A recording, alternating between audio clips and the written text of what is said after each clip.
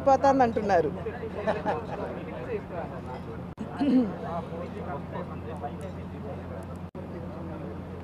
Start చేస్తున్నా. ఈరోజు మన రాజమండ్రి పార్లమెంట్ సభ్యురాలు అలాగే మాస్టర్లైనటువంటి మేడం గారు శ్రీమతి దగ్గుబాటి పురంధేశ్వరి గారు మీట్ ఏర్పాటు చేయడం జరిగింది. ఈ ప్రెస్ మీట్లో నగరానికి సంబంధించిన అందరికీ నమస్కారం. ఇప్పుడే దత్ గారు చెప్పినట్లుగా కేంద్రంలో అధికారాన్ని చేపట్టి ఎన్డీఏ కూటమి 100 రోజులైంది. అదేవిధంగా రాష్ట్రంలో కూడా 100 రోజులైంది. ప్రధానంగా ఏమిటంటే మేము ఈ నెల 2వ తారీఖు నుండి సభ్యత్వ నమోదు కార్యక్రమాన్ని ప్రారంభించుకోవటం జరిగింది. ప్రతి 6 సంవత్సరాలకు ఒకసారి ఈ సభ్యత్వ నమోదు కార్యక్రమం సంపూర్ణంగా చేస్తాం. అంటే అంతకు ముందు వరకు కూడా సభ్యులుగా ఉన్నటువంటి వారి సభ్యత్వం రద్దవుతుంది. మళ్ళీ పాతవారు పార్టీలో సభ్యులుగా చేరాలి, దాంతోపాటు కొత్త వారిని కూడా చేర్చాలి. అదేవిధంగా 3 సంవత్సరాలకు ఒకసారి మధ్యలో మళ్ళీ కొత్త వారిని చేర్చేటువంటి ప్రక్రియ. అయితే ఇది 6 సంవత్సరాలకు ఒకసారి జరిగేటువంటి సభ్యత్వ నమోదు కార్యక్రమం సెప్టెంబర్ 2 నుండి ప్రారంభమైంది. ప్రధాని నరేంద్ర మోడీ గారు మొట్టమొదటి భారతీయ జనతా పార్టీ సభ్యత్వం వారు తీసుకున్నారు. అప్పటి నుండి కూడా మేమందరం కార్యకర్తలం. మేము ముందు సభ్యులుగా నమోదు చేసుకున్న తర్వాత మేమందరం ప్రజల దగ్గరికి వెళ్ళి ప్రజలకి భారతీయ జనతా పార్టీ యొక్క చరిత్ర కావచ్చు, సిద్ధాంతం కావచ్చు, చేస్తున్నటువంటి మంచి పనులు కావచ్చు, చేయబోయే మంచి పనులు కావచ్చు, వీటన్నింటి గురించి కూడా ప్రజలకి సవివరంగా తెలియజేస్తూ వారిని భారతీయ జనతా పార్టీ ఎవరైతే సన్నద్ధంగా ఉన్నారో వారందరినీ కూడా పార్టీలో సభ్యులుగా చేర్చుకోవటం అనేది జరిగేటువంటి ప్రక్రియ ఇప్పుడు నడుస్తుంది. అక్టోబర్ నెలాఖరు వరకు కూడా మాకు ఇది ఉంటుంది. 3 దశల్లో జరిగేటువంటి ప్రక్రియ ఇది. అయితే ఈ సందర్భంలో ప్రజల వద్దకు వెళ్ళినప్పుడు మేము అధికారాన్ని చేపట్టి అంటే అంతకుముందు 10 సంవత్సరాల కాలం ఏం చేశామనేటువంటి విషయాన్ని తెలియజేస్తూనే ఇప్పుడు 100 రోజులైనటువంటి సందర్భంలో అధికారాన్ని చేపట్టి 100 రోజులైనటువంటి సందర్భంలో ఇప్పటి వరకు ఏమి చేసాం అనేటువంటి విషయాన్ని కూడా ప్రజలకి తెలియజేసేటువంటి ప్రక్రియను మేము చేపట్టాం.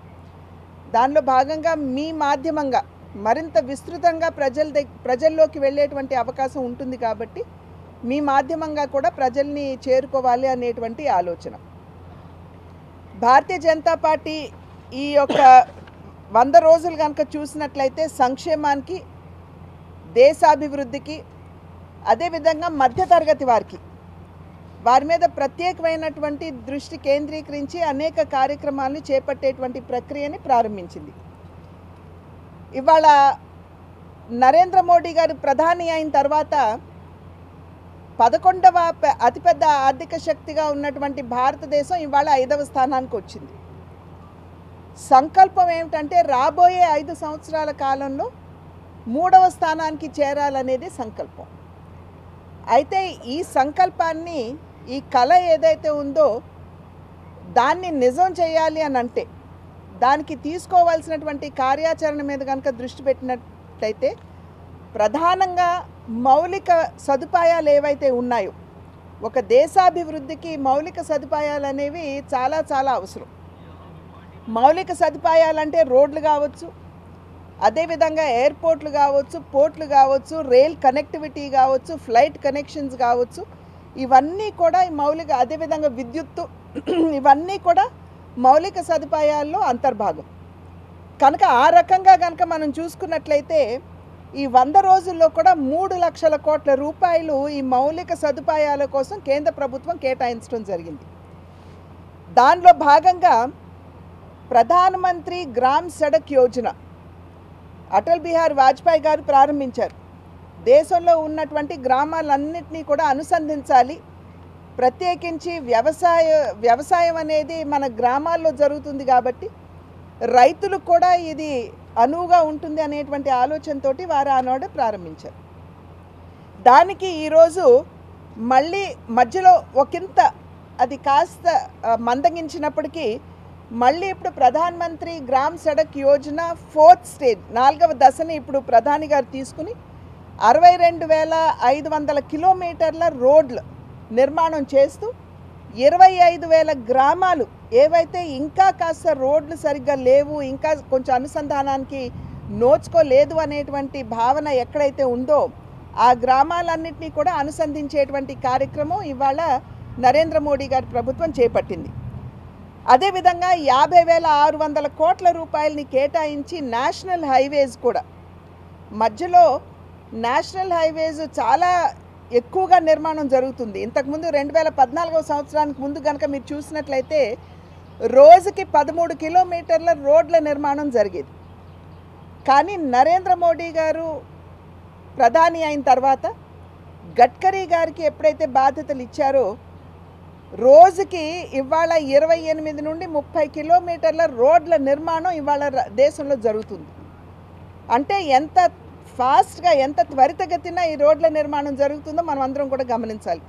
ఇంతకుముందు విజయవాడ నుండి రాజమండ్రి రావాలంటే దగ్గర 4-5 గంటలు పట్టేది. కానీ ఇవాళ 2 గంటల్లో మనం ఇక్కడికి చేరుకోగలుగుతున్నాం. కనుక 50,600 కోట్ల రూపాయలు ఈ ఎన్హెచ్ నిర్మాణానికి అందివ్వటం జరిగింది. అదేవిధంగా రైల్వేస్ కనుక చూసుకున్నట్లయితే 8 కొత్త రైల్వే లైన్ ప్రాజెక్టులు దానికి మంజూరు చేయటం జరిగింది. దీని మాధ్యమంగా ఏమిటంటే కేవలం ఇది రైల్ రోడ్ నిర్మాణం మాత్రమే కాదండి, ఉపాధి హామీ కింద 4,42,00,000 మ్యాన్ డేస్ ఇవాళ మనం దీని మాధ్యమంగా అక్కడ ఉన్నటువంటి ఈ ప్రజలకి మనం అందించేటువంటి ఒక సౌకర్యంగా కూడా మనం గుర్తించాలి. అదేవిధంగా మన దేశం వ్యవసాయ ప్రధాన దేశం, వ్యవసాయ ప్రధాన దేశం మాత్రమే కాకుండా వ్యవసాయ ఆధారిత దేశం కూడా. నేటికి సైతం మన దేశంలో 60% మంది వ్యవసాయం మీద ఆధారపడి జీవనం గడుపుతున్నారు. కనుక రైతులకి సంక్షేమాన్ని అందించగలిగితే అన్నదాతలుగా ఉన్నటువంటి రైతులు మరింత మెరుగ్గా వ్యవసాయం చేస్తూ మనకు కావలసినటువంటి ఆహార భద్రత మనకే కాదు విశ్వవ్యాప్తంగా కూడా కల్పించేటువంటి అవకాశం ఉంటుంది అనేటువంటి విషయాన్ని మనం ఇక్కడ గమనించాలి.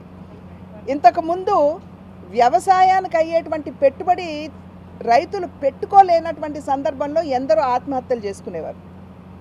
కనుక 2019 సంవత్సరంలో నరేంద్ర మోడీ గారు ప్రధాన్ మంత్రి కిసాన్ సమ్మాన్ యోజన అనేటువంటి కార్యక్రమాన్ని ప్రవేశపెట్టి పెట్టుబడి కింద కేంద్ర ప్రభుత్వం తరఫున దేశంలో ఉన్నటువంటి రైతులు ఎవరైతే పేర్లు రాష్ట్ర ప్రభుత్వం కేంద్రానికి పంపిస్తుందో వారందరికీ కూడా కిసాన్ సమ్మాన్ నిధి కింద 6,000 రూపాయలు 3 విడతలుగా వారికి అందించేటువంటి ప్రక్రియ కేంద్ర ప్రభుత్వం చేపట్టింది. ఇవాళ ఎంత సమర్థవంతంగా జరుగుతుందంటే రాష్ట్రం తన వాటా ఇచ్చినా ఇవ్వకపోయినా, అంటే ఇప్పుడు రైతు భరోసా అని అనేక కార్యక్రమాలు మనం చూస్తున్నాం. కేంద్రం ఇచ్చే 6,000కి రాష్ట్రం జతపరిచి ఇవాళ ఇస్తున్నారు. కనుక రాష్ట్రం తన వాటా ఆలస్యం అవుతుందేమో కానీ కేంద్రం ఇచ్చేటువంటి వాటా ఎక్కడా కూడా ఆలస్యం కావడం లేదు. వారు 6,000 రూపాయలు టెన్షన్గా రైతుల ఖాతాలోకి వెళ్ళిపోతున్నటువంటి సందర్భంలో 20,000 కోట్ల రూపాయలు ఇప్పుడు 9,30,00,000 మంది రైతులకి దేశవ్యాప్తంగా ఈసారి 17వ ఇన్స్టాల్మెంట్ రైతులకు ఇవ్వటం జరిగింది. గడిచిన 5 సంవత్సరాల కాలంలో కనుక చూసుకున్నట్లయితే 3 లక్షల కోట్ల మేరకు రైతులకి దీని మాధ్యమంగా లబ్ధి చేకూరి దగ్గర 12 కోట్ల మంది రైతులకి ఇది లాభం చేకూర్చినటువంటి విషయాన్ని మీ మాధ్యమంగా మేము ప్రజలకి తెలియజేస్తున్నాం. అదేవిధంగా కనీస మద్దతు ధర మీద కూడా ఇవాళ దృష్టి కేంద్రీకరించి కేంద్ర ప్రభుత్వం దాన్ని సైతం పెంచడం జరిగింది. దీనికి తోడు కోఆపరేటివ్స్ సహకార రంగం నిర్వీర్యమైనటువంటి విషయం మనందరికీ తెలుసు. అయితే సహకార రంగం చాలామంది రైతులకి ఊతమిస్తుంది. లోన్స్ ఇవ్వటం కానివ్వండి, ఆ రకంగా ఆదుకోవటం కానివ్వండి, కుటుంబాలని చాలా వరకు కూడా ఆదుకుంటూ ఉంటుంది. కనుక కోఆపరేటివ్స్ మీద ఇవాళ దృష్టి పెట్టి అచ్చంగా ఒక డిపార్ట్మెంట్ లాగా ప్రారంభించి అమిత్ షా గారు వారి నాయకత్వంలో ఇవాళ సహకార రంగం ఉంది. కనుక దాన్ని కూడా పునరుజ్జీవింపజేసేటువంటి ప్రక్రియ చేపట్టడం జరిగిందని చెప్పి తెలియజేస్తున్నాను. అదేవిధంగా ఇంతవరకు కేవలం మొలాసెస్ మాధ్యమంగా మనం ఇథనాల్ ఏదైతే చేస్తున్నామో అది అంతవరకే పరిమితం కాకుండా మీరు మేజ్ మాధ్యమంగా కూడా జొన్నల మాధ్యమంగా కూడా చేసేటువంటి అవకాశం ఉంటుంది అని చెప్పి ఆ రకమైనటువంటి వెసులుబాటు కూడా ఆ షుగర్ ఇండస్ట్రీస్కి ఇచ్చినటువంటి విషయం నేను తెలియజేస్తున్నాను.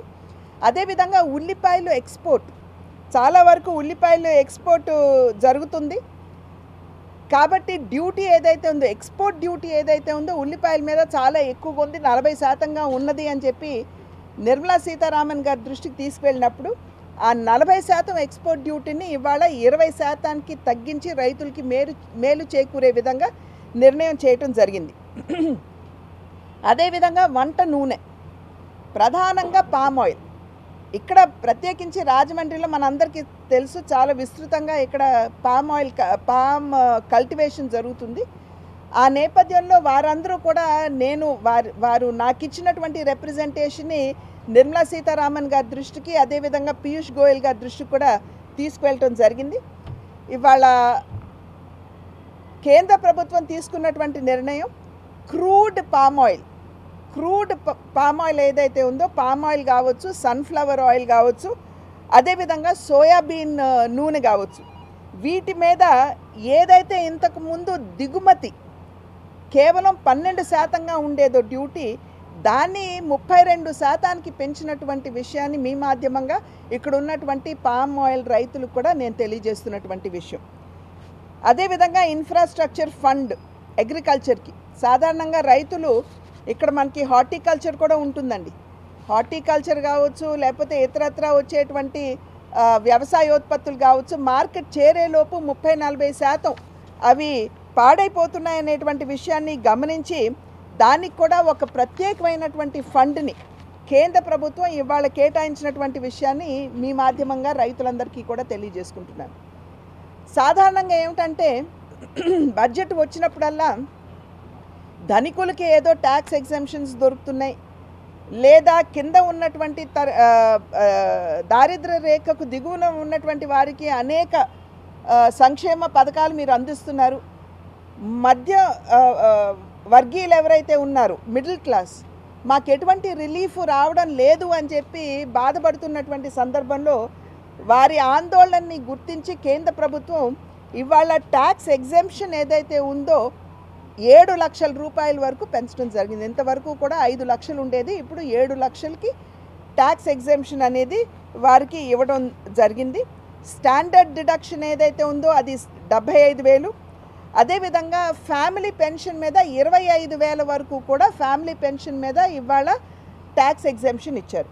కనుక వీటి మాధ్యమంగా ఒక మిడిల్ క్లాస్ ఫ్యామిలీకి అంటే అందాజాగా వేసుకుంటే 17,000 నుండి 20,000 రూపాయల వరకు కూడా లాభం చేకూరేటువంటి అవకాశం ఇవాళ వారందరికీ ఉంది.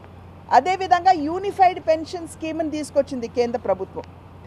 ఇదేమిటంటే ఇప్పటి వరకు 25 సంవత్సరాలు ఒకవేళ గవర్నమెంట్ ఉద్యోగిగా ఉన్నట్లయితే వారు రిటైర్ అయిపోయిన తర్వాత వారు లాస్ట్ డ్రా చేసినటువంటి శాలరీ ఏదైతే ఉందో దానిలో 50% వారికి పెన్షన్గా లభించేటువంటి ఒక అవకాశాన్ని వారందరికీ కూడా కల్పించడం జరిగింది. దీని మీద చాలా వరకు కూడా మంత్రులు 2-3 కమిటీగా వేసి దీని మీద అధ్యయనం చేసి పాత స్కీమ్ ఏదైతే ఉందో దాన్ని, ఇంతకుముందు ఉన్నటువంటి స్కీము దాన్ని, ఇప్పుడు ఉన్నటువంటి ఉద్యోగులకి ఏ విధంగా లాభం చేకూర్చాలి అనేటువంటి అంశం మీద ఈ కమిటీ అధ్యయనం చేసిన తర్వాత ఈ యూనిఫైడ్ పెన్షన్ స్కీమ్ని తీసుకురావడం జరిగింది. అది మాత్రమే కాకుండా ప్రధాన్ మంత్రి ఆవాస్ యోజన కింద ఇప్పటి వరకు దేశవ్యాప్తంగా 4,70,00,000 ఇళ్లని మంజూరు చేశారు. వివిధ రాష్ట్రాలకి ఈ 4,70,00,000 ఇళ్లను కూడా కేటాయించడం జరిగింది. ఇప్పుడు మళ్ళీ 3 కోట్ల ఇళ్లని కేంద్ర ప్రభుత్వం మంజూరు చేయడం జరిగింది. 3 కోట్ల ఇళ్ళు అంటే 1 కోటి వచ్చేటప్పటికి అర్బన్ ఏరియాస్లో, 2 కోట్లు వచ్చేటప్పటికి రూరల్ ఏరియాస్లో కేటాయించాలి అని చెప్పి నిర్ణయం తీసుకోవడం జరిగింది. అది మాత్రమే కాకుండా ఇళ్ల నిర్మాణానికి అయ్యేటువంటి వ్యయం కూడా ఇంతకుముందు 1,80,000 కేంద్ర ప్రభుత్వం అంటే 1,50,000 కేంద్ర ప్రభుత్వం, 30,000 రాష్ట్రం ఇచ్చేది. ఇప్పుడు దాన్ని హెచ్చించి దగ్గర 3 లక్షల రూపాయల వరకు కూడా పెంచినటువంటి విషయాన్ని నేను మీ అందరికీ కూడా తెలియజేస్తున్నాను. అదేవిధంగా ప్రధాన్ మంత్రి సూర్యఘర్ ముఫ్త్ బిజ్లీ యోజన అనేటువంటి కార్యక్రమాన్ని కూడా కేంద్ర ప్రభుత్వం ప్రవేశపెట్టింది. అంటే ఇప్పుడు ఎవరైనా సరే ఇళ్ల మీద ఇక్కడ ధనికులని లేదు, పేదవారని లేదు, మధ్యవర్గీయులని లేదు, ఎవరైనా సరే మేము సోలార్ ప్యానెల్స్ పెట్టుకోవటానికి మా ఇంటి మీద సన్నద్ధంగా ఉన్నాము అని ముందుకొచ్చి రిజిస్టర్ చేసుకున్నట్లయితే వారికి ఆ యొక్క అవకాశం కేంద్ర ప్రభుత్వం ఈ పథకం మాధ్యమంగా అందిస్తుంది. వారికి సబ్సిడైజ్డ్ రేట్స్న సోలార్ ప్యానెల్స్ పెట్టుకునేటువంటి అవకాశం, ప్రత్యేకించి 300 యూనిట్ల వరకు ఉచితం అని చెప్పి భావిస్తున్నటువంటి సందర్భంలో ఇది కేవలం 300 యూనిట్లు కాదు, ఆ పైన మనకు ఎంత కావాలంటే మన సామర్థ్యాన్ని ఎంత పెంచుకోవాలంటే ఆ మేరకు మనం సోలార్ ప్యానెల్స్ పెట్టుకుంటే దానికి కూడా కేంద్ర ప్రభుత్వం సహాయాన్ని అందించేటువంటి కార్యక్రమం. ఇంకా ఇవాళ మన దేశంలో ఉన్నటువంటి యువత దగ్గర 60% మన దేశ జనాభాలో 35 సంవత్సరాల లోపు వారు మన దేశంలో ఉన్నారు. అంటే మనకున్నటువంటి యువత మ్యాన్ పవర్ ఇది కేవలం మన దేశ అవసరాలు కాదు, ఇంటర్నేషనల్ అవసరాలని కూడా తీర్చేటువంటి యువత మన దేశంలో ఉన్నారు.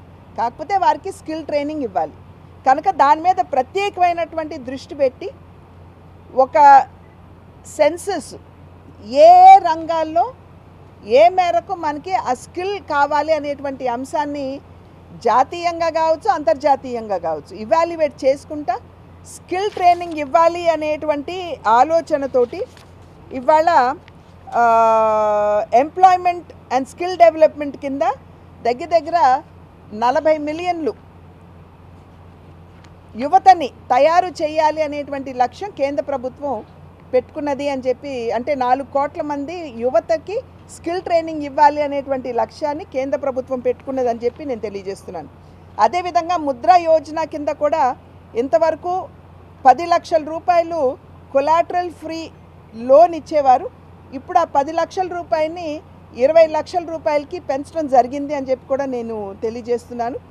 స్టార్టప్స్ ఏవైతే ఉన్నాయో ఇంతకుముందు ప్రణబ్ ముఖర్జీ గారు ఫైనాన్స్ మినిస్టర్గా ఉన్నప్పుడు వారు ఏంజల్ ట్యాక్స్ అని ప్రవేశపెట్టారు. ఏంజల్ ట్యాక్స్ ఏమిటంటే ఎవరైనా సరే పెద్ద ఎత్తున ఈ చిన్న స్టార్టప్స్లో కనుక పెట్టుబడి పెడితే వాటి మీద వెంటనే 31% ట్యాక్స్ ఉండేది వారు పెట్టినటువంటి పెట్టుబడికి. అది ఒకంత అవరోధంగా ఉన్నది అని తెలియవచ్చిన తర్వాత నరేంద్ర మోడీ గారు నిర్మలా సీతారామన్ గారి మాధ్యమంగా ఇవాళ దీని మీద ఒక నిర్ణయం చేసి ఆ ఏంజల్ ట్యాక్స్ అనేది ఎత్తివేయడం జరిగింది. కనుక మన స్టార్టప్స్కి, ఎందుకంటే యువత ఇందాకన్నట్టుగా పెద్ద సంఖ్యలో యువత ఉన్నప్పుడు వారికి ఇవ్వాల్సినటువంటి ఊతం ఇవ్వాలి కాబట్టి దీనిని వెంటనే వారు ఈ నిర్ణయం తీసుకోవడం జరిగింది. అదేవిధంగా మన దేశంలో ఇవాళ అంతర్జాతీయంగా ఒక ఆర్థిక మాంద్యం మనం చూస్తున్నాం. ఇంటర్నేషనల్ ఆర్థిక ఎదుగుదల 3% ఉంది, కానీ భారతదేశంలో ఇవాళ 7% ఉంది. దగ్గర 7% ఎదుగుదల భారతదేశంలో ఉంది. కనుక ఇది ఇన్వెస్ట్మెంట్కి కూడా చాలా అనువైన దేశం. ఎందుకంటే ఒక పక్క మిడిల్ క్లాస్ ఉన్నారు, మనకి యువత ఉన్నారు. కాబట్టి పెట్టుబడులు ఆకర్షించడానికి కార్పొరేట్ ట్యాక్స్ ఏదైతే ఉందో ఇంతకుముందు 40% ఉండేది, ఇప్పుడు దాన్ని 35% చేయటం జరిగింది. దీనివల్ల మనకి ఇంకా పెట్టుబడులు మన దేశానికి వచ్చేటువంటి అవకాశం ఉంటుంది. అదేవిధంగా కొత్తగా ఉద్యోగాల్లో చేరేటువంటి వారికి పిఎఫ్ ఏదైతే ఉందో దానికి సంబంధించి కూడా కేంద్ర ప్రభుత్వం మేము మా వంతు సహకారాన్ని అందించి మొట్టమొదటిగా లేబర్ ఫోర్స్లో చేరేటువంటి యువతకి 15,000 రూపాయలు మేము ఇస్తామని చెప్పి కేంద్ర ప్రభుత్వం చెప్పడం జరిగింది. అదేవిధంగా ఎంప్లాయర్స్ ఏదైతే పిఎఫ్ కట్టుకుంటూ ఉంటారో వారికి కూడా 2 సంవత్సరాల పాటు ప్రతి నెల 3,000 రూపాయలు కొత్తగా చేరినటువంటి ఉద్యోగంలో చేరినటువంటి వారికి మేము ఇస్తామని చెప్పి కేంద్ర ప్రభుత్వం చెప్పింది. ఇదంతా ఎందుకంటే ఎంప్లాయ్మెంట్ జనరేషన్ని మెరుగుపరచుకోవటానికి. ఎందుకంటే కొన్ని దేశాల్లో ఎదుగుదల ఉంటుంది, కానీ జాబ్లెస్ గ్రోత్ అంటాం, ఉపాధి లేనటువంటి ఎదుగుదల చూస్తాం. మన దేశానికి ఉపాధి కల్పించేటువంటి ఎదుగుదల కావాలి కాబట్టి ఈ రకమైనటువంటి సహకారాన్ని ఎంప్లాయీస్ అందరికీ కూడా ఇచ్చేటువంటి బాధ్యతని ఇవాళ కేంద్ర ప్రభుత్వం తీసుకున్నది. కేంద్ర ప్రభుత్వం స్వయంగా 15,000 ఉద్యోగాలు మేము కేంద్ర ప్రభుత్వం తరఫున మేము ఇప్పుడు కల్పిస్తాం ఈ సంవత్సరం అని చెప్పి వారు కూడా చెప్పడం జరిగింది. అది కూడా మీ దృష్టి తీసుకొస్తున్నాను. అయితే మహిళలు,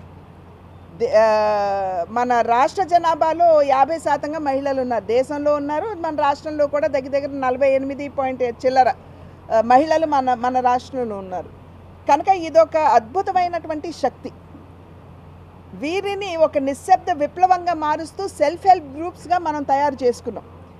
ఈ సెల్ఫ్ హెల్ప్ గ్రూప్స్కి కావలసినటువంటి మూలధనం ఏదైతే ఉందో నేషనల్ రూరల్ లైవ్లీహుడ్ మిషన్, దాని మాధ్యమంగా కేంద్రం చాలా వరకు కూడా సపోర్ట్ చేస్తూ ఉంటుంది.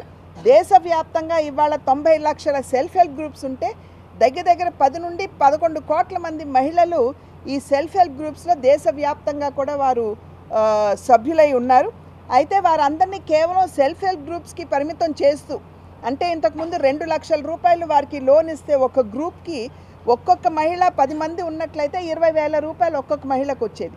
కానీ ఇవాళ నరేంద్ర మోడీ గారు కేవలం మహిళల్ని సెల్ఫ్ హెల్ప్ గ్రూప్కి పరిమితం చేస్తూ 20,000 రూపాయలు ఇచ్చి వారిని ఏదో సంతోషపరచాలి అన్నట్టు కాకుండా వారిని చిన్న పారిశ్రామికవేత్తలుగా, కాటేజ్ ఇండస్ట్రీస్ చేసుకునే విధంగా వారిని ప్రోత్సహించాలి అనేటువంటి ఆలోచనతోటి లఖ్పతి దీదీ అనేటువంటి కార్యక్రమంతో వారు ముందుకు వచ్చి ప్రతి గ్రూప్కి కూడా ఇవాళ ఇంతకుముందు ఇచ్చేటువంటి 2 లక్షలు ఇవాళ 20 లక్షలు చేశారు.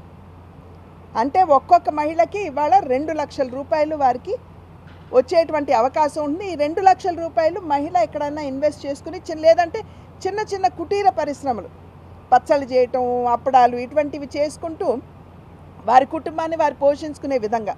ఇది మాత్రమే కాకుండా వారిని ఇప్పుడు డ్రోన్ దీదీలుగా కూడా వారికి ట్రైనింగ్ ఇస్తున్నారు. వ్యవసాయంలో కూడా ఈ శక్తిని ఉపయోగించుకోవాలని చెప్పి డ్రోన్ నడపడం వారికి నేర్పిస్తూ పిచికారీ, మనం ఏదైతే పురుగుల మందు, ఎరువులు మనం పిచికారీ చేస్తూ ఉంటామో వాటిని నానో రూపంలో తీసుకుని వచ్చి ఈ డ్రోన్ల మాధ్యమంగా డ్రోన్ దీదీల యొక్క సహకారంతో ఇది పిచికారీ చేసుకునేటువంటి వ్యవస్థను కూడా ఇవాళ కేంద్ర ప్రభుత్వం చేపట్టింది. 2,500 కోట్ల రూపాయలని ఇవాళ కమ్యూనిటీ ఇన్వెస్ట్మెంట్ ఫండ్ కింద దానికి కావాల్సినటువంటి మూలధనంగా ఇవాళ కేంద్ర ప్రభుత్వం దీన్ని పెట్టడం జరిగింది. ఈ కమ్యూనిటీ ఇన్వెస్ట్మెంట్ ఫండ్ ఏమిటంటే ఇది కూడా నేషనల్ రూరల్ హెల్త్ మిషన్ మాధ్యమంగానే జరుగుతుంది. కాకపోతే ఈ దీదీలు, ఈ సెల్ఫ్ హెల్ప్ గ్రూప్స్ ఎక్కడైతే ఉంటారో వారికి కావాల్సినటువంటి సదుపాయాలు, వారు నివసించేటువంటి కమ్యూనిటీలో కావాల్సినటువంటి సదుపాయాలు వాటన్నిటి మీద కూడా దృష్టి పెడుతూ దీన్ని వెచ్చించేటువంటి ఒక అవకాశం ఉంటుంది. అదేవిధంగా 5,000 కోట్ల రూపాయలు ఇవాళ బ్యాంక్ లోన్స్ రిలీజ్ చేయడం జరిగింది. ఈ దగ్గర 25 లక్షలు సభ్యులకి, అంటే 2,35,000 సెల్ఫ్ హెల్ప్ గ్రూప్స్కి ఇవాళ రిలీజ్ చేసినటువంటి ఈ ధనం ఉపయోగపడుతుంది అని చెప్పి మీ అందరికీ కూడా నేను తెలియజేస్తున్నాను. అయితే ఇంత చెప్పారు కదా, మరి మన రాష్ట్రానికి ఏమిటి అని చెప్పి మీరు ప్రశ్నించవచ్చు. ఇవాళ మీరు చూసినట్లయితే కేంద్రంలో నరేంద్ర మోడీ గారు, అదేవిధంగా రాష్ట్రంలో చంద్రబాబు గారు, అక్కడ పిఎంగా ఇక్కడ సీఎంగా బాధ్యతలు చేపట్టిన తర్వాత పోలవరం ఏదైతే అపరిష్కృతంగా మనకి మిగిలిపోయిందో, గత ప్రభుత్వం ఏ విధంగా దీని మీద అసలు దృష్టి పెట్టకుండా వదిలివేశారో మనందరికీ తెలియనటువంటి విషయం కాదు. రివర్స్ టెండరింగ్ అన్నారు, కానీ మనం గమనించినటువంటి విషయం అసలు పోలవరమే రివర్స్లోకి పోతుంది అనేటువంటి విషయం మనం గమనించలేదు. కనుక ఇవాళ పోలవరానికి కేంద్ర ప్రభుత్వం 12,500 కోట్ల రూపాయలని కేటాయించడం జరిగింది. ఇది పోలవరం వరకు. దీనికి తోడు దెబ్బతిన్నటువంటి డయాఫ్రమ్ వాల్ పైన కాఫర్ డ్యామ్ నిర్మాణం సరిగ్గా జరగనటువంటి సందర్భంలో వరదలు వచ్చి ఏదైతే కాఫర్ డ్యామ్ పైన డయాఫ్రమ్ వాల్, ఏదైతే డయాఫ్రమ్ వాల్ పైన మనం earth cum rock fill dam కట్టాలో ఆ డయాఫ్రమ్ వాల్ బాగా దెబ్బతింది. దాని మీద కనుక ఇవాళ earth cum rock fill dam కట్టినట్లయితే అసలు డ్యామ్ నిలబడేటువంటి పరిస్థితి ఉండదు. కాబట్టి కొత్త డయాఫ్రమ్ వాల్ నిర్మాణానికి దగ్గర 990 చిల్లర కోట్లు అవుతుందని ఏదైతే కమిటీ వచ్చిందో ఈ డయాఫ్రమ్ వాల్ని పరీక్షించడానికి, వారు ఇచ్చినటువంటి నివేదిక ప్రకారం 900 చిల్లర కోట్ల రూపాయలు అవుతుంది. దాన్ని కూడా ఇవాళ కేంద్ర ప్రభుత్వం భరాయించడానికి సన్నద్ధంగా ఉన్నది అని చెప్పి నేను తెలియజేస్తున్నాను. అదేవిధంగా అమరావతి, ఇప్పటి వరకు కూడా దేశంలో ఏదన్నా రాష్ట్రం ఉన్నదంటే, రాజధాని లేనటువంటి రాష్ట్రం ఉన్నది అంటే అది మన ఆంధ్ర రాష్ట్రం. మన దౌర్భాగ్యం ఏంటంటే గడిచిన 5 సంవత్సరాల కాలంలో మూడు ముక్కలాటని తెర మీదకి తీసుకుని వచ్చి 3 రాజధానులు అని చెప్పి అసలు రాజధానిని నిర్వీర్యం చేసేసి పాడుపడే స్థాయికి తీసుకుని వచ్చారు. ఇవాళ అమరావతి నిర్మాణానికి 15,000 కోట్ల రూపాయలు ఈఏపీ కింద కేంద్ర ప్రభుత్వం దానికి తన సహకారాన్ని అందించినటువంటి విషయాన్ని తెలియజేస్తున్నాను. అదేవిధంగా స్టీల్ ప్లాంట్ చాలా గొడవలు చేస్తున్నారు, ఒక రకమైనటువంటి దుష్ప్రచారాన్ని ప్రతిపక్ష నేతలు ప్రతిపక్ష పార్టీలు కూడా చేస్తున్నటువంటి విషయం. మీ మాధ్యమంగా ప్రజలకి నేను తెలియజేయవలసినటువంటి విషయం, మేము భారతీయ జనతా పార్టీ తరఫున నేను అదేవిధంగా అక్కడ ఉన్నటువంటి ఎంపీలు ఎవరైతే ఉన్నాం మేము ముగ్గురు, సీఎం రమేష్ గారు, భూపతి వర్మ గారు ఇప్పుడు కేంద్ర మంత్రిగా ఉన్నారు వారు, మేము ముగ్గురు వెళ్ళి కుమారస్వామి గారిని స్వయంగా కలిసి వారిని అభ్యర్థించినప్పుడు వారు మాకు ఇచ్చినటువంటి భరోసా ఏమిటంటే స్టీల్ ప్లాంట్ని లాభాల్లోకి ఖచ్చితంగా తీసుకుని వస్తాము అనేటువంటి విషయాన్ని వారు కరాఖండిగా చెప్పారు. అదే విషయం నిన్న చంద్రబాబు నాయుడు గారు కూడా ప్రెస్లో చెప్పినటువంటి విషయం కూడా అదే. మేము ఖచ్చితంగా విశాఖ స్టీల్ ప్లాంట్ని లాభాల్లోకి తీసుకొచ్చే దిశగా మా కృషి ఉంటుంది అని చెప్పి కుమారస్వామి గారు చెప్పినటువంటి విషయాన్ని వారు మాకు చెప్పారు. నిన్న దాన్ని చంద్రబాబు గారు కూడా దాన్ని నిర్ధారించడం జరిగింది. అదేవిధంగా రైల్వే జోన్, ఇంతకు ముందు ఉన్నటువంటి ప్రభుత్వం ఇచ్చినటువంటి భూమి ఏదైతే కేటాయించారో రైల్వే జోన్ నిర్మాణానికి అనువైనటువంటి ప్రాంతం కాదు, బ్యాక్ వాటర్స్ ఉన్నటువంటి ప్రాంతం, కొద్దిపాటి జల్లు పడితే చాలు నీరు నిలిచిపోతుంది కనుక దాన్ని మార్చమని చెప్పి అడిగినప్పుడు వారు అసలు ఏమాత్రం కూడా పట్టించుకోలేదు. కానీ ఎప్పుడైతే రాష్ట్రంలో కూడా ఎన్డీఏ కూటమి అధికారంలోకి వచ్చిందో వెంటనే దానికి భూమిని ఇవాళ కేటాయిస్తున్నారు. దానికి సంబంధించి అశ్విని వైష్ణవ్ గారు కూడా ఎప్పుడైతే భూమి మా చేతికి అన్ని పర్మిషన్స్ తోటి వస్తుందో మేము నిర్మాణం చేపడతామని చెప్పి వారు కూడా చెప్పడం జరిగింది. అదేవిధంగా ఇండస్ట్రియల్ నోడ్స్ అంటే దేశంలో పెట్టుబడులు పెరగాలి, ఉపాధి అవకాశాలు పెరగాలి అనేటువంటి ఆలోచనతోటి కేంద్ర ప్రభుత్వం ఇండస్ట్రియల్ నోడ్స్ అనేటువంటి కార్యక్రమాన్ని చేపడితే మన రాష్ట్రానికి ఆల్రెడీ ఇండస్ట్రియల్ కారిడార్ ఇచ్చారు, వైజాగ్ టు చెన్నై ఇచ్చారు, అదే ముంబైకి కూడా ఇచ్చారు. అయితే ఇవాళ కొత్తగా మళ్ళీ కొప్పర్తి ఓర్వకల్లో కూడా ఇండస్ట్రియల్ నోడ్స్ ఇచ్చారు. దీనివల్ల వేలాది కోట్ల రూపాయలు పెట్టుబడి మాత్రమే కాకుండా వేలాది మంది మన బిడ్డలకి ఉపాధి అవకాశాలు కూడా కలిగే అవకాశం ఉంటుంది. ఇప్పుడు కేంద్ర ప్రభుత్వం ప్రవేశపెట్టినటువంటి స్కిల్ డెవలప్మెంట్ ప్రోగ్రామ్ మనం ఆలోచించి సమర్థవంతంగా వాడుకోగలిగినట్లయితే మంచి నైపుణ్యం కలిగినటువంటి యువతని మనం తయారు చేసుకుని ఈ నోడ్స్లో మనం వారికి ఉపాధి కల్పించుకునేటువంటి అవకాశం ఉంటుందని చెప్పి తెలియజేస్తున్నాను. అదేవిధంగా రోడ్ల నిర్మాణం, ఇందాక చెప్పాను నేను ఎంత వేగవంతంగా దేశంలో రోడ్ల నిర్మాణం జరుగుతుందో NHAI మాధ్యమంగా నేను ఇందాక వివరించి చెప్పడం జరిగింది. నిన్న కూడా బీసీ జనార్దన్ గారు వారు వెళ్ళి గడ్కరీ గారిని కలిశారు. అనేక రోడ్లకు సంబంధించినటువంటి ప్రతిపాదనలు అక్కడ గడ్కరీ గారికి ఇచ్చారు. దాన్ని సైతం గడ్కరీ గారు తప్పకుండా పరిశీలిస్తానని చెప్పి వారు చెప్పారు. కనుక ఈ రకంగా కూడా కేంద్ర ప్రభుత్వం తన సహకారాన్ని రాష్ట్రానికి అందిస్తుంది. ఇక రాజమండ్రికి వచ్చేటప్పటికి రాజమండ్రి రైల్వే స్టేషన్ దాని ఆధునీకరణకి ఆల్రెడీ రైల్వేస్ వాళ్ళు ఒక ప్లాన్ తయారు చేశారు. కానీ అది అంత అనువుగా లేదు. ఎందుకంటే మనం ఎటువైపు అయితే కావాలి డెవలప్మెంట్ అని అనుకుంటున్నామో అటువైపు కాకుండా డెవలప్మెంట్ అంతా కూడా ఇంకొక వైపు పెట్టి అసలు సిటీకి రైల్వే స్టేషను అంత అందుబాటులో లేకుండా ఉన్నటువంటి పరిస్థితిలో మళ్ళీ అశ్విని వైష్ణవ్ గారి దగ్గర రైల్వే అధికారుల్ని కూర్చోబెట్టి అదేవిధంగా మనం ఇక్కడ కూడా రైల్వే అధికారులని సంప్రదించి ఎమ్మెల్యేలందరినీ కూడా కూర్చోబెట్టి వారందరి మనోభావాల్ని తీసుకుని ఇవాళ రైల్వే స్టేషన్ డెవలప్మెంట్కి వారు ఏమో 240 కోట్లతోటి వారు ఒక డిజైన్ ఇచ్చినట్లయితే ఒక DPR ఇచ్చినట్లయితే ఇవాళ మేము చేసినటువంటి సూచనలు కావచ్చు మనకు కావాల్సినటువంటి అవసరానికి అనుగుణంగా చేసినటువంటి మార్పులు రోడ్లు పార్కింగ్ ప్లేస్ ఇవన్నీ చూసినట్లయితే ఇంకొక 40 కోట్ల రూపాయలు పెరిగి దగ్గర 280 కోట్ల రూపాయలకి ఇవాళ ఒక DPR తయారైంది. ఇది రైల్వే మంత్రి గారికి పంపించారు. రైల్వే మంత్రి గారు త్వరలో మంజూరు చేస్తారు అని చెప్పి మేమందరం కూడా విశ్వసిస్తున్నాం. అదేవిధంగా ఫ్లైట్స్ రాజమండ్రికి కావాల్సినటువంటి ఫ్లైట్స్ వాటి మీద కూడా మేము రామ్మోహన్ నాయుడు గారికి రిప్రజెంటేషన్ ఇవ్వటం జరిగింది. రాజమండ్రి టు ఢిల్లీ కావచ్చు, రాజమండ్రి టు అయోధ్య కావచ్చు, ఇక్కడ చాలామంది రాజస్థానీ వాళ్ళు ఉన్నటువంటి సందర్భంలో రాజమండ్రి టు జైపూర్ కూడా మాకు కావాలి అని చెప్పి వారు అడిగారు.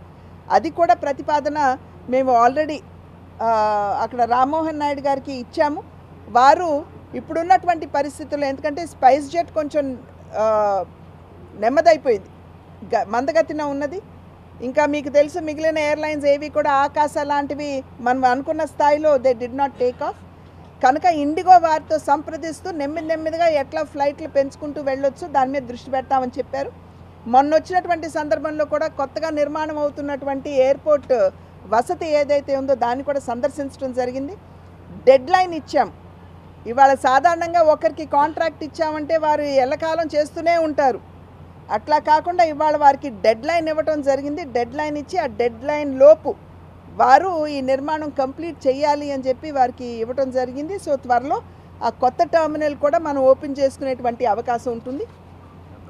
అదేవిధంగా పొగాకు రైతులు ఎవరైతే ఉన్నారు మా దృష్టికి వారు సమస్యలు తీసుకొచ్చారు. ఇందాక చెప్పాను, పామాయిల్ రైతులు మన దృష్టికి తీసుకొచ్చినటువంటి ఇష్యూ ఏదైతే ఉందో నిర్మలా సీతారామన్ గారికి తెలియజేయడం జరిగింది. వారు వెంటనే దాని మీద స్పందించి ఈ ఈ ఇంపోర్ట్ డ్యూటీ ఏదైతే ఉందో దాన్ని పెంచారు. అదేవిధంగా పొగాకు రైతులు కూడా ఇప్పుడు అధికంగా పండించినటువంటి దాని మీద పెనాల్టీ వేస్తున్నటువంటి సందర్భంలో ఆ ఇష్యూ కూడా దృష్టికి తీసుకుని వచ్చినప్పుడు పీయూష్ గోయల్ గారిని స్వయంగా స్వాగతించి వారిని పొగాకు రైతులతోటి ఒక సమావేశం ఏర్పాటు చేశాము. పొగాకు రైతులు వారి సమస్యలన్నీ కూడా వారికి వివరించి చెప్పారు. ఆ చెప్పిన పిమ్మట వారు పెనాల్టీ తగ్గించడం అన్నది వారు చేశారు. ఒకంత కష్టమైనటువంటి విషయం, ఎందుకంటే ప్రతి సంవత్సరం కూడా మనం అధికం పండించేస్తున్నాం.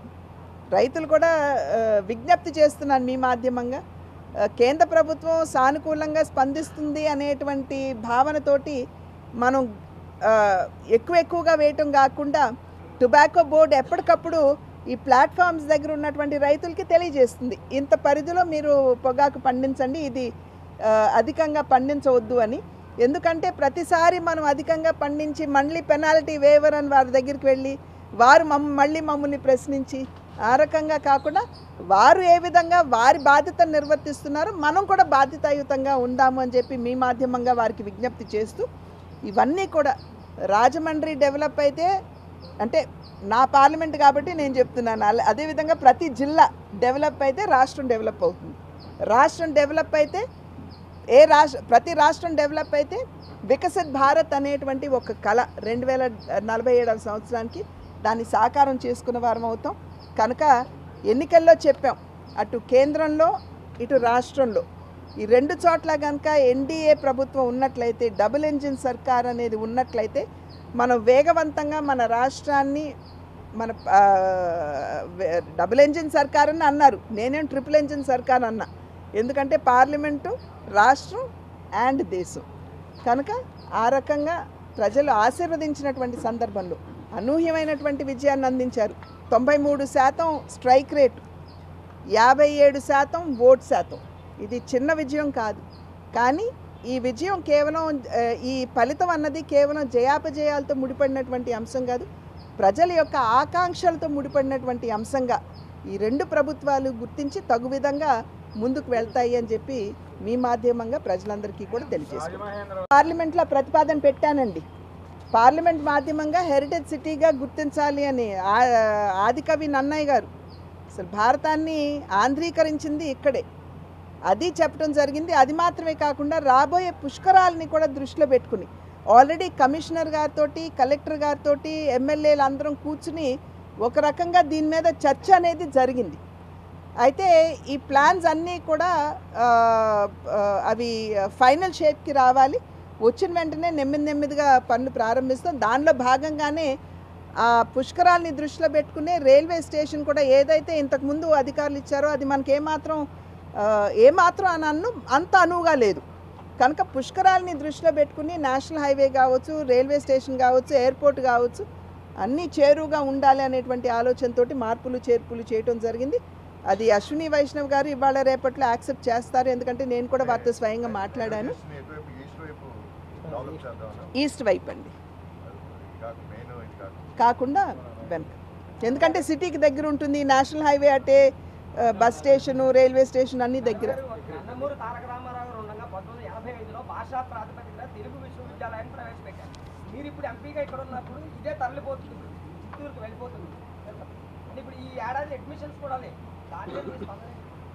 ఇప్పుడు ఇంతకుముందు ఆయుర్వేద కాలేజ్ ఉండేదండి.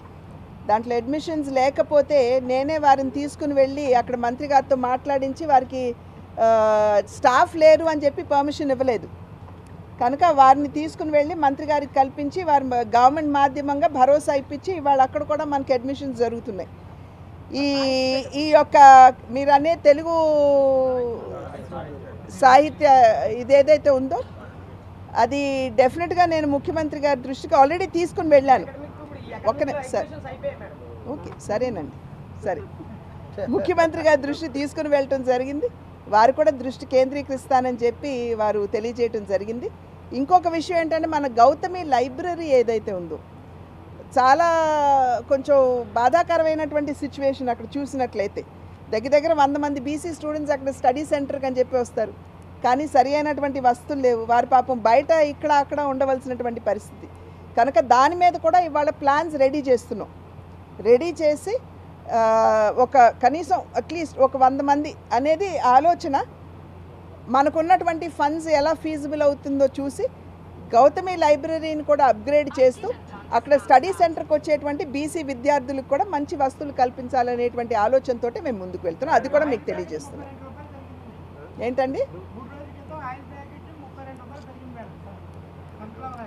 అవునండి, ఇప్పుడే కదండి రద్దు చేసింది సార్.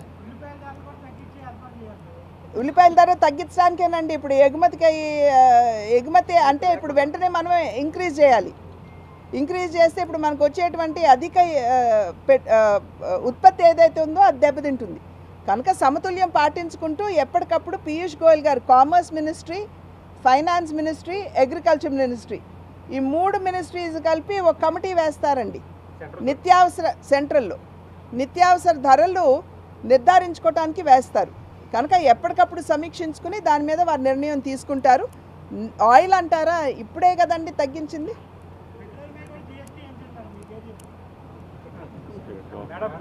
ముఖ్యమంత్రులు ఇప్పుడు జిఎస్టీ కౌన్సిల్లో ప్రతి రాష్ట్రానికి సంబంధించిన ఫైనాన్స్ మినిస్టర్ సభ్యుడిగా ఉంటారండి. వాళ్ళందరూ ఓకే అంటే మాకెప్పుడు లేదండి. నరేంద్ర మోడీ గారు కావచ్చు, నిర్మలా సీతారామన్ గారు కావచ్చు, పీయూష్ గోయల్ గారు కావచ్చు, మీరు సరేనని చెప్పండి, మేము సన్నద్ధంగా ఉన్నాం అని అంటున్నారు. ఇప్పుడు నెక్స్ట్ పుష్కరాలు రెడీ అవుతున్నారు. సో ఈ రాజమండ్రి హెరిటేజ్ సిటీలో, గోదావరి రివర్ సిటీలో ఫస్ట్ డ్రింకింగ్ వాటర్ సప్లై మీరు run up to the elections మీరు మాట్లాడారు. First Andhra paper mill effluence అన్ని వాళ్ళు ప్రాసెసింగ్ చేసిన పాయింట్ తర్వాత నంబర్ ఆఫ్ సెమిటరీస్ ఉన్నాయి. కాంప్రిహెన్సివ్ స్టడీ చేస్తున్నామండి. It is not only drinking water but even traffic కావచ్చు. ఇప్పుడు ట్రాఫిక్ ఉందనుకోండి, వన్ వేస్ ఎక్కడ పెట్టాలి, నో ఎంట్రీస్ ఎక్కడ పెట్టాలి, సిగ్నల్స్ ఎక్కడ పెట్టాలి. బికాజ్ అస్తవ్యస్తంగా మన రాజమండ్రి ట్రాఫిక్ ఉంది, మీకు తెలియనటువంటి విషయం కాదు. అదేవిధంగా వాటర్ అంటారా, ప్యూరిఫికేషన్, ఎస్టిపిఐస్ ఇవన్నీ ఎక్కడ ఉండాలి అనేటువంటి అంశం, అవుట్లెట్స్ ఎక్కడ ఉండాలి, వాటర్ ఎక్కడ డ్రా చేయాలి, ఇవన్నీ పీస్ మీల్గా వీ కెనాట్ డూ అండి.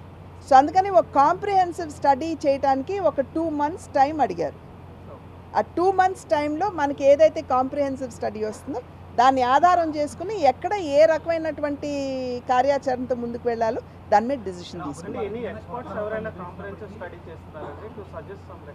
ట్రాఫిక్కి సంబంధించి అయితే డ్రింకింగ్ వాటర్ కమిషనర్ గారు బాధ్యత తీసుకున్నారండి. He said he will let us know. Jal Jeevan mission కింద ప్రతి ఇంటికి త్రాగునీరు ఉండాలి అని చెప్పి, ప్రతి ఇంటికి కుళాయి ఇవ్వాలని చెప్పి ఇచ్చిందండి కేంద్ర ప్రభుత్వం. కానీ గత 5 సంవత్సరాల కాలంలో ఏ విధంగా దుర్వినియోగం అయిందో మీ అందరికీ తెలుసు. నిన్న ఎన్డీఏ కూటమి మీటింగ్ జరిగినప్పుడు కూడా చంద్రబాబు నాయుడు గారు కావచ్చు, అదేవిధంగా పవన్ కళ్యాణ్ గారు కావచ్చు, ఇద్దరూ కూడా ఈ విషయం మీద నొక్కి వక్కాణించారు. ఖచ్చితంగా రాబోయే కాలంలో ప్రతి ఇంటికి కుళాయి మాత్రమే కాకుండా ఆ కుళాయిలో వచ్చేటువంటి నీరుకి సంబంధించినటువంటి నీటి సోర్స్ ఎక్కడ ఉంటుంది అనేటువంటి విషయాన్ని కూడా మేము ఐడెంటిఫై చేసి మేము మంచి వాటరు అందరికీ ప్రజలకి డిస్ట్రిబ్యూట్ చేయడానికి మా వంతు కృషి చేస్తామని ప్రభుత్వం తరఫున వారు చెప్పడం జరిగింది.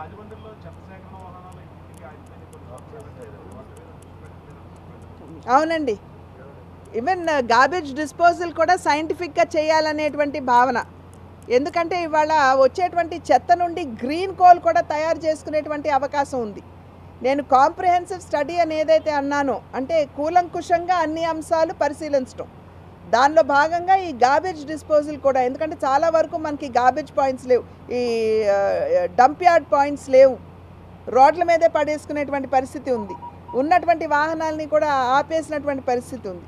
కనుక ఇవన్నీ కూడా మనకి ఇప్పుడు ఏంటంటే ఒక అవకాశం, ఇప్పుడు మనకు ఉన్నటువంటి పుష్కరాలు 2027లో వచ్చేటువంటి పుష్కరాలని ఒక అవకాశంగా తీసుకుని రాజమండ్రిని ఒక మంచి లివబుల్ టౌన్గా డెవలప్ చేయాలనేది ఆలోచన. దీనికి అన్ని అంశాల నుండి, అన్ని కోణాల నుండి కూడా కూలంకుషంగా దీని మీద పరిశీలించడం అనేది జరుగుతుంది. ఏపీని పర్యాటకంగా అభివృద్ధి చేసేందుకు రాష్ట్ర ప్రభుత్వం 250 కోట్లతో ప్రతిపాదనలు కేంద్రానికి పంపిస్తుంది.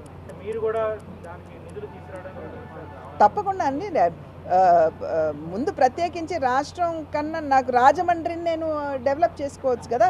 దుర్గేష్ గారితో అనేక సందర్భాల్లో దుర్గేష్ గారితో కూడా మాట్లాడాం. ప్రసాద స్కీమ్ ఉంది, ఈ రకమైనటువంటి స్కీమ్స్ నుండి మనం నిధులు తీసుకుని వచ్చి ఏ రకంగా డెవలప్ చేసుకోవాలి అనేటువంటి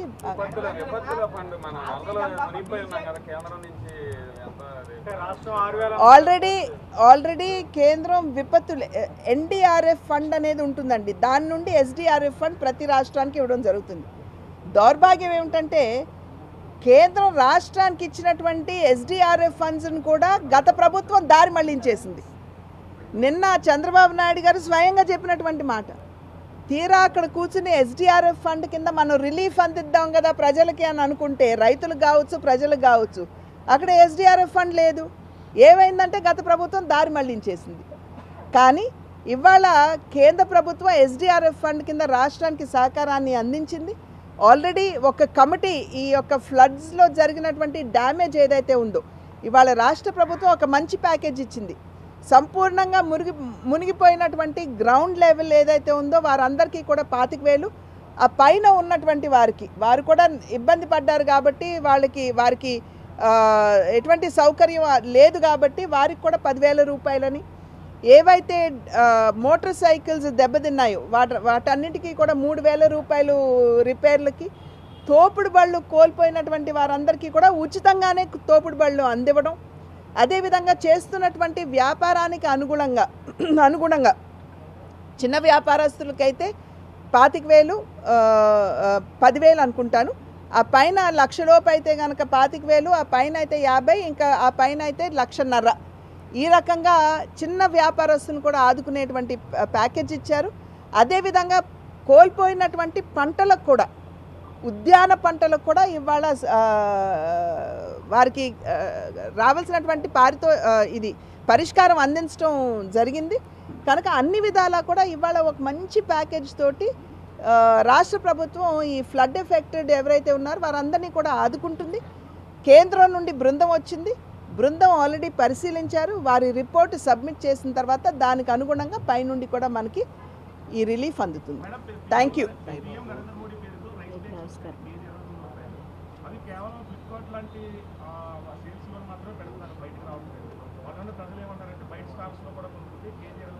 ఇది మా దృష్టి కూడా వచ్చిందండి. భారత్ రైస్ అని చెప్పి ప్రవేశపెట్టారు. భారత్ రైస్ కాదు, భారత్ పప్పు, ఈ రకంగా కూడా ప్రవేశపెట్టారు. ఇవంతా కూడా చాలా మంచి ధరలకి అందరికీ అందుబాటులో తీసుకురావాలి అనేటువంటి భావన మా దృష్టి కూడా ఈ విషయం వచ్చింది. మేము ఖచ్చితంగా పైకి ఈ విషయాన్ని తీసుకుని వెళ్తాం.